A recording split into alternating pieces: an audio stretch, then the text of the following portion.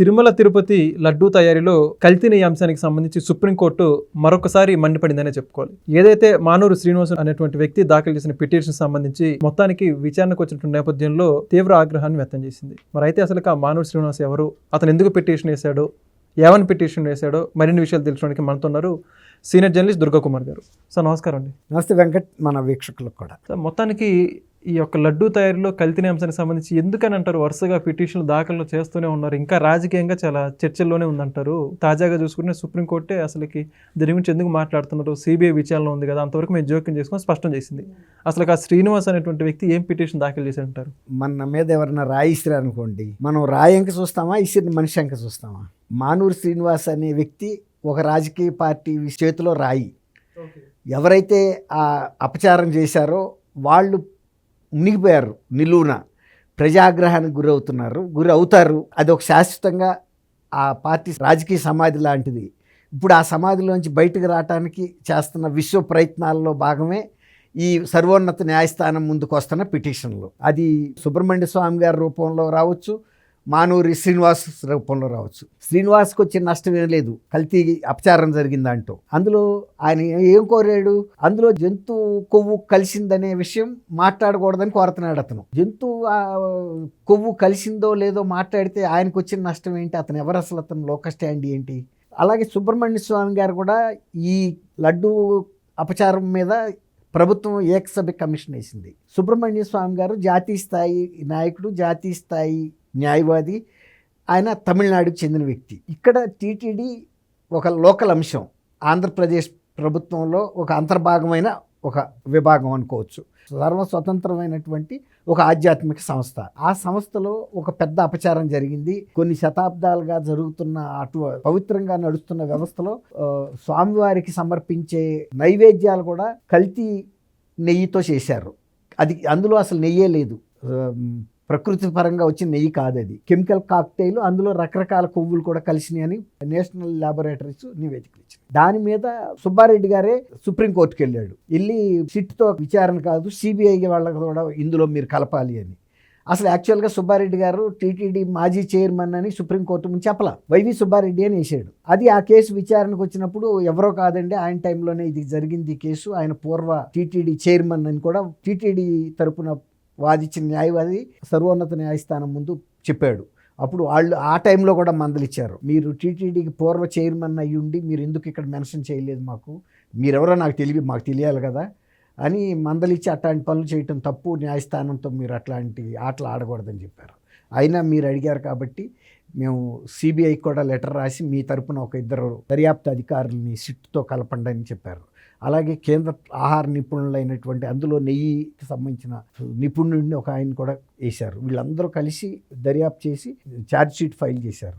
ఇప్పుడు ఇది కోట్లాది మంది ప్రజల మనోభావాలు దెబ్బతీసింది. ఈ అంశం మీద జరుగుతున్న చర్చని దృష్టి మళ్లించడానికి జగన్మోహన్ రెడ్డి గారు, వైఎస్ఆర్సీపీ నాయకులు అనేక రకాల ప్రయత్నాలు చేశారు. బూతులు తిట్టడం, రకరకాల గొడవలు సృష్టించడం, ఫ్లెక్సీలు చింపేస్తామని ఎగబట్టడం, మహాపాపం అని పెట్టుకుంటే అట్లా ప్రజల దృష్టి నుంచి మళ్ళించడానికి ఎన్ని ప్రయత్నాలు చేయాలో చేస్తూనే మళ్ళీ రెండో పక్కన న్యాయస్థానాల దగ్గర నుంచి కూడా గ్యాగ్ ఆర్డర్ లాంటివి తెచ్చుకోవడానికి ప్రయత్నించారు.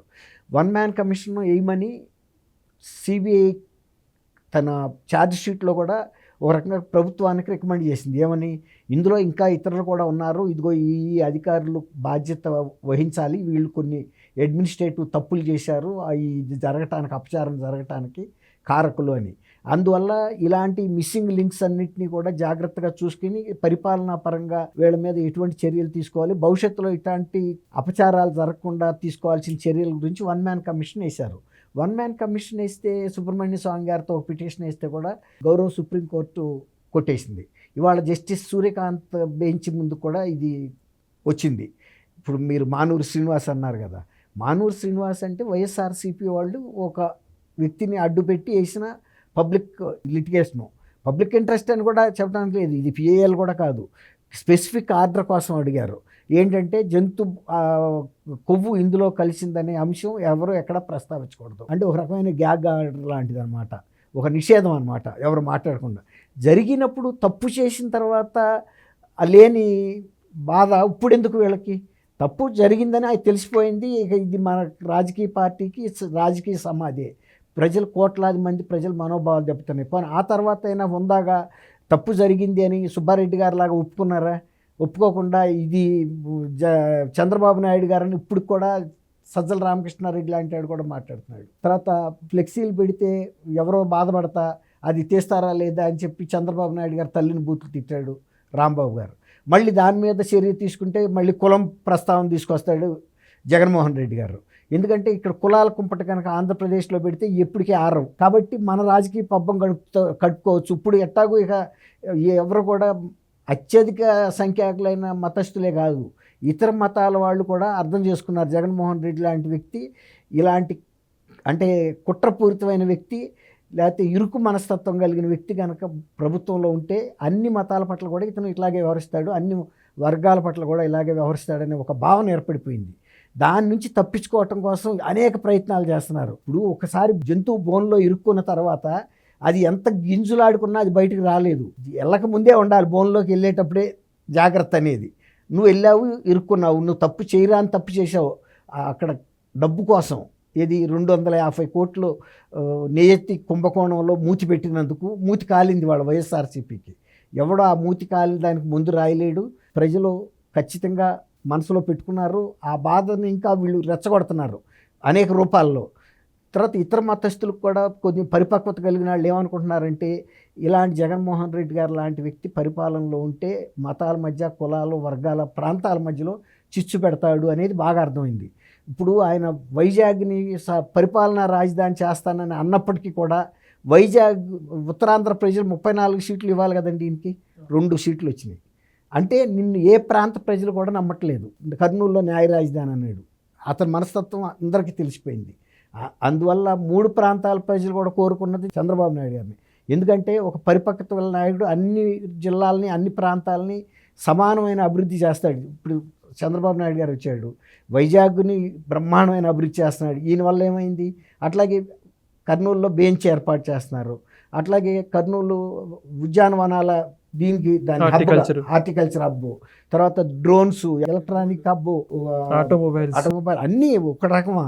అట్లా అన్ని ప్రాంతాలు. తర్వాత అట్లాగే ఇక్కడ కూడా కోకో సిటీ పెడుతున్నారు ఏలూరులో, వెస్ట్ గోదావరిలో. అట్లా ఏ జిల్లాలో ఏది ప్రాముఖ్యమైన పంట ఉందో, ఏదైనా ఖనిజం ఉందా, లేకపోతే మ్యాన్ పవర్ ఉందా, అలా ఎక్కడైతే ఏమైతే నైపుణ్యాలు ఉన్నాయో వాటిని అలాగే మహిళలకు సంబంధించినటువంటి వాటికి జియో ట్యాగ్ కూడా తీసుకొస్తామని చెబుతున్నారు. గతంలో కూడా డ్వాక్రా మహిళలతో ఎలాంటి ఉత్పత్తులు చేయించారో ఆ ఉత్పత్తులకు ఇంకా నైపుణ్యత పెంచి వాటికి జియో ట్యాగ్ తీసుకురావడం ద్వారా ప్రతి జిల్లాలో ఒక పర్మనెంట్ సేల్స్ షోరూములు కూడా పెట్టి ఇంకా స్కిల్ పెంచి వాటి ఉత్పత్తిలో నాణ్యత పెంచడం, స్పీడ్ పెంచడం, అట్లా జీవనోపాధి పెంచడంతో పాటు వాళ్ళ ఆత్మగౌరవాన్ని పెంచాలి అనే దృక్పథంతో పనిచేస్తున్నారు.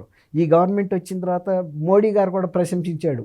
ఇప్పుడు అక్కడ వచ్చినటువంటి గూగుల్లో డేటా సెంటరు ఇంతవరకు వైజాగ్లో ఇంతవరకు భారతదేశంలో విదేశీ పెట్టుబడి, అంత భారీ పెట్టుబడి ఇదే మొదటిసారి అని చెప్పాడు. ఏ రాష్ట్రంలో కూడా రాలేదు.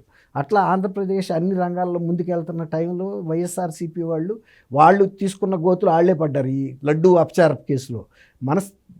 ప్రజలకి మనోభావాలు దెబ్బతీయటంతో పాటు ఇంకా మనస్తాపం కలిగించే పనులు చేస్తున్నారు. దాంతో ఇక ఎట్టయినా సరే ప్రజల మూతికి పట్టి వేయాలని ఇవాళ అతను మానూరి శ్రీనివాస్తో ఒక పిటిషన్ వేయిస్తే జస్టిస్ సూర్యకాంత్ గారు అది కొంచెం ప్రస్తావించక ముందే ఇక్కడేమి ఇట్లాంటి చిల్లర అంశాలు ప్రస్తావించడానికి అవకాశం లేదు, మేము ఎంటర్టైన్ చేయమన్నాడు, మేము ఇట్లాంటి వినమని చెప్పాడు. వెళ్ళి మీరు ఏదన్నా మీ దగ్గర మెటీరియల్ ఉంటే వెళ్ళి సిబిఐకి సబ్మిట్ చేయమని చెప్పాడు. నిజంగా కనుక జంతు కొవ్వులు కలవలేదని కనుక వాళ్ళ దగ్గర ఏదైనా రిపోర్ట్లు ఉంటే సిబిఐకి ఇవ్వాలి, అంతే కదా. విచారణ చేస్తున్న సంస్థ దగ్గరికి వెళ్లకుండా వెళ్ళి సుప్రీంకోర్టుని మాటికి విసికిచ్చి వాళ్ళ టైం వృధా చేస్తామంటే రాజకీయ ప్రయోజనాల కోసం. ఎప్పుడైనా జడ్జెస్ ఒకటే చెబుతున్నారు, మీ రాజకీయ క్రీడ ఏదైనా ఉంటే అక్కడ ఆడుకోండి, కోర్టులు వేదికగా చేసుకుని రాజకీయ క్రీడలను మేము ఎంటర్టైన్ చేయమని అనేకసార్లు చెప్పారు. గతంలో జగన్మోహన్ రెడ్డి గారు ముఖ్యమంత్రిగా ఉండగా సుప్రీంకోర్టుకి అనేక కేసులు వెళ్ళినప్పుడు కూడా మా దగ్గరికి వస్తున్న లిటిగెంట్లో ఫస్ట్ ఆంధ్రప్రదేశ్ నుంచి ఎక్కువ వస్తాయి ఈ లిటిగేషన్స్, అనవసరమైనవి. ప్రతి చిన్నదాన్ని సుప్రీంకోర్టుకి తీసుకెళ్ళటం, అక్కడేమో లాయర్లకి కోట్లాది రూపాయలు ఇవ్వటం, అదే లాయర్లతో ఆయన ప్రైవేట్ కేసులు వాదించుకోవటం అదే ఫీజుతో, ఇవ్వాల్సిన దానికన్నా ఎక్కువ ఫీజు ఇచ్చే ఈ రకమైనటువంటి జగన్మోహన్ రెడ్డి గారు చేస్తున్న చర్యల్ని ప్రజలు ఎంతగా గుర్తించారో గౌరవ న్యాయస్థానాలు కూడా గుర్తించినాయి.